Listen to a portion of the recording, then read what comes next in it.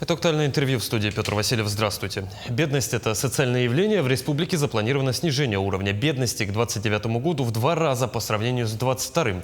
Как бороться с этим явлением? Такова тема нашего разговора сегодня. Гость студии Гаврил Парахин, лидер Якутского регионального отделения Либерально-демократической партии России. Гаврил Павлович, здравствуйте. Здравствуйте. Давайте для начала, собственно, о понятийном аппарате. Что вкладывает в понятие бедность партия ЛДПР? Ну вот применительно, конечно же, к населению страны. Какие параметры необходимо сегодня проследить? Вообще спасибо большое, что позвали и такую предложили тему, которая на самом деле актуальна. Сегодня многие говорят о Владимире Вольфовиче. Еще 30 лет назад и более даже он всегда поднимал этот вопрос, что сегодня россиянин в нашей многонациональной стране не должен быть бедным.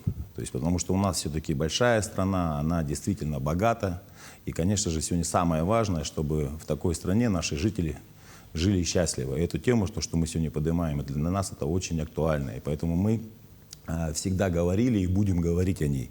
Особенно сейчас, когда спустя 3 года, как Владимир Вольфович ушел, наш председатель партии Леонид Эдуардович Слуцкий поднял эту тему, про тему бедности. И мы сегодня точно по ней идем вперед, поднимаем все вопросы, связанные с образованием, здравоохранением, со спортом, с ЖКХ, с тарифами и так далее. И понимаем, что сегодня, в частности, мы говорим про нашу республику, если мы коснемся, то это, естественно, проблема номер 1, потому что 72-е место в 2023 году, да, среди всех регионов, более 80, мы, конечно же, это очень такой, назовем, негативный показатель для нашей республики, для нашего руководства, для наших министерств, которые, как мне кажется, сегодня, может быть, скорее всего, не дорабатывают или неправильно относятся к тем жителям, которые сегодня здесь живут в нашей многонациональной республике. Ну, насколько я понимаю, те же самые базисные пункты, как рынок труда, уровень заработной платы, безработицы, доход населения, все отслеживается.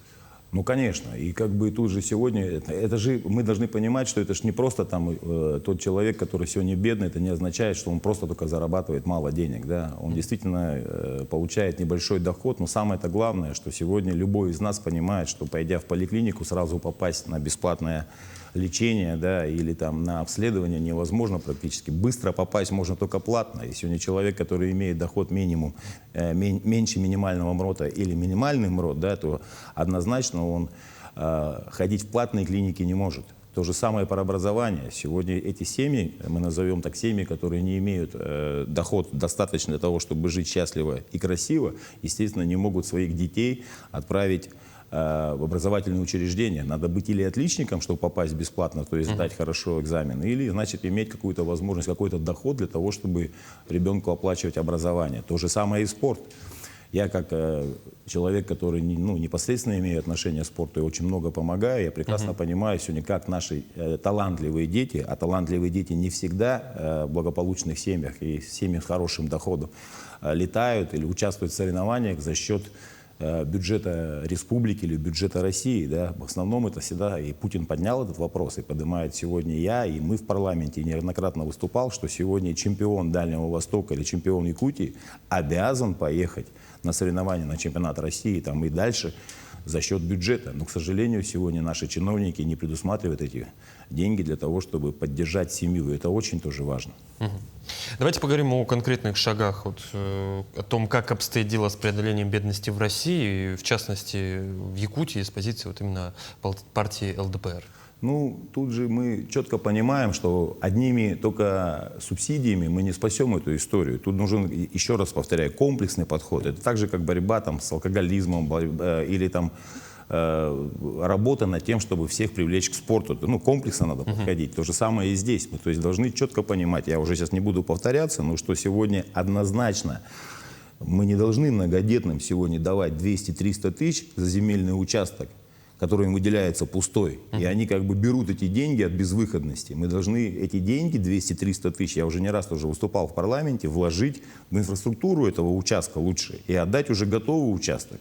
Или как минимум дать 2-3 миллиона многодетной семье, а многодетная это однозначно получается всегда практически на 80% это семья не с полноценным доходом, ну, понимаете, да, про что мы сейчас говорим. Естественно, эти 200-300 тысяч они берут, но они также остаются опять в малогабаритной квартире, и в этой малогабаритной квартире сегодня проживают дети, которые, опять же, не получают достойное образование, не получают достойного обучения, да, медицины и так далее, живя в маленькой комнате. Это идет из поколения в поколение. Кто сегодня люди, которые попали в категорию бедных?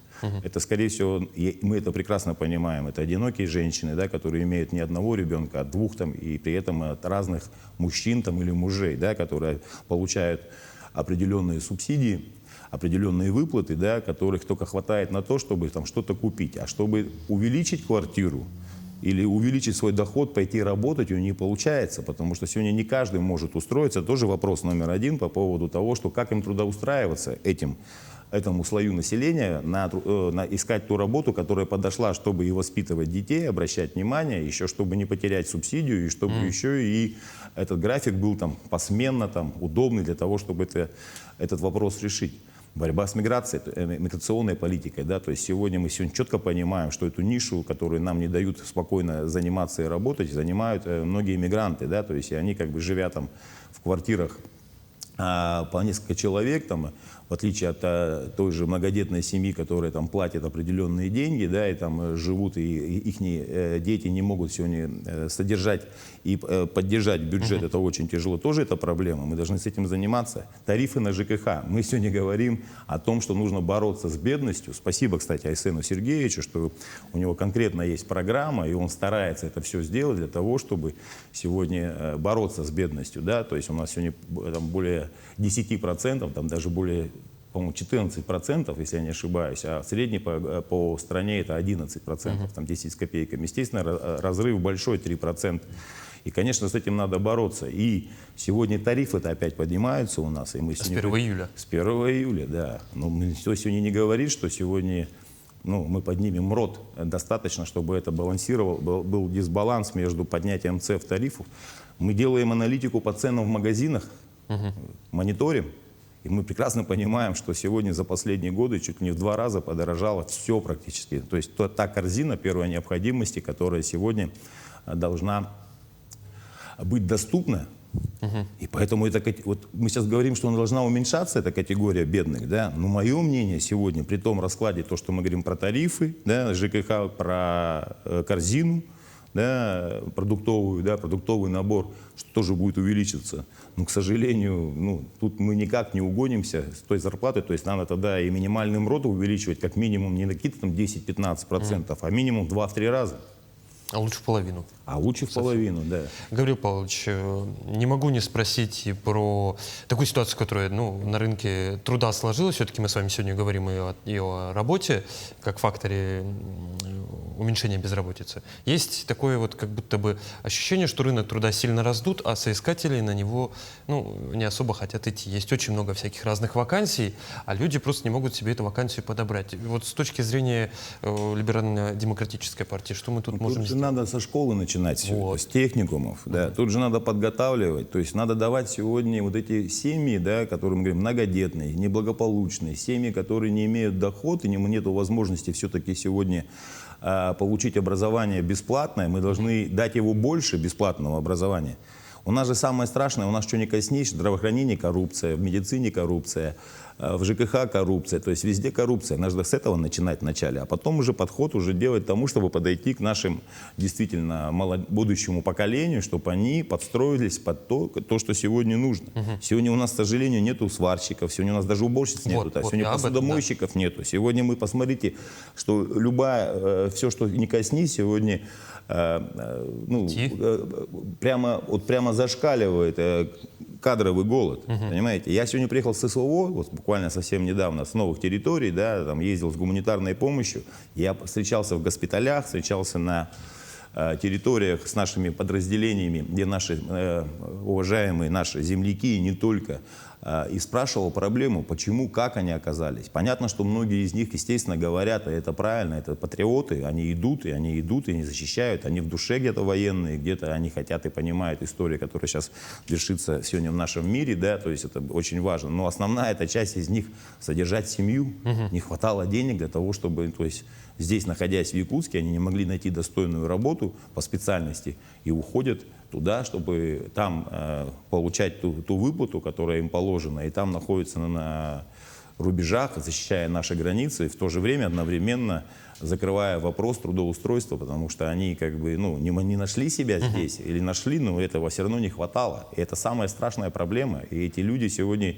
там находясь, теряют же и себя, естественно, когда теряют или получая ранения, они потом могут быть нетрудоспособны. Опять же, тут, ну, что мы дальше будем делать? То есть они, возвращаясь в семью, которая имела небольшой доход, но какой-то промежуток имели, получили ранения, да, сейчас им надо адаптироваться, психологически их подготовить, даже если они ранения не получили, и опять находить для них работу. Да. Поэтому сегодня кадровая политика, она очень важна, но самое-то главное, мы сегодня должны начать с руководства.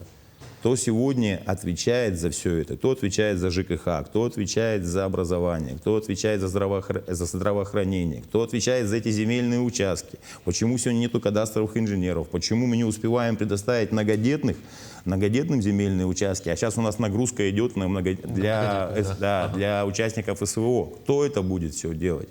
Тут не глава один виноват, и не президент Российской Федерации. Тут вся система виновата. То есть кадров тоже не хватает в руководстве республики. Это очевидный факт. И я вижу это налицо как депутат и как человек, который уже не первый год и живущий, родившийся здесь, естественно, я все это прекрасно понимаю и говорю об этом. Гавриил Павлович, у нас с вами время пролетело буквально как комета, осталось совсем всего ничего. В заключение хочу спросить, все-таки начали мы с прослеживания границ бедности. Как этот уровень преодоления бедности должен у нас в республике, в стране в целом прослеживаться? По каким параметрам?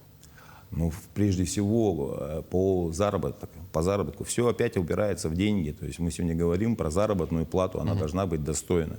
Естественно, те сегодня позиции, которые нужно закрывать, нужно опять, еще раз говорю, повторяюсь, готовить с образования. То есть начинать с ниши, со школы, с педучилищ, вообще с училищ и как бы идти дальше, то есть в институты и так далее, подготавливать кадров. Сегодня любое предприятие, те, которые сегодня пользуются нашими недрами, они должны не привозить сюда вахтовиков, они должны все сделать, чтобы работали местные жители, и чтобы больше оставлять налогов для нас здесь, чтобы этими налогами мы могли закрывать те моменты, которые сегодня есть. Образование, побольше мест бюджетных, здравоохранения, чтобы оно было доступно. Естественно, только так. Но сегодня, к сожалению, у нас все наоборот. Те структуры, которые сегодня, я не буду сейчас называть, работают и получают льготы у нас, а наш предприниматель не получает, и я об этом постоянно говорю, давайте начнемте с этого, давайте сделаем привлекательный наш регион по налогам, пусть какая-то будет льготная ставка, которая по тому же УСН или по НДС, чтобы она дала возможность создавать рабочие места. И те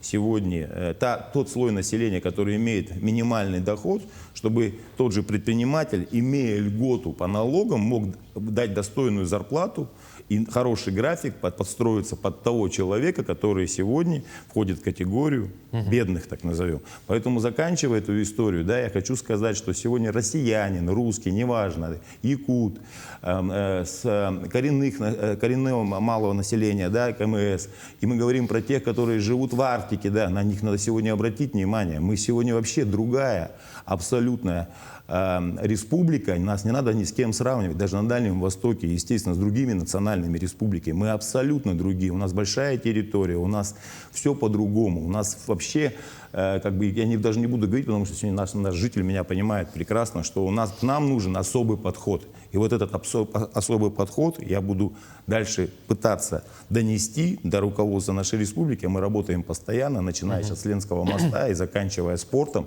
чтобы там сегодня все-таки вот эту коррупционную составляющую, вот этот негатив, который сегодня очень сильно влияет на то, чтобы та категория граждан, которая сегодня рожает, да, имеет одного и более детей, чтобы у нее были особые преференции не просто на словах, а на деле. На деле. Ну что ж, на деле это самое главное. Гавриил Павлович, спасибо, что пришли к нам в студию, ответили на наши вопросы. Вам спасибо. Это было актуальное интервью. До встречи.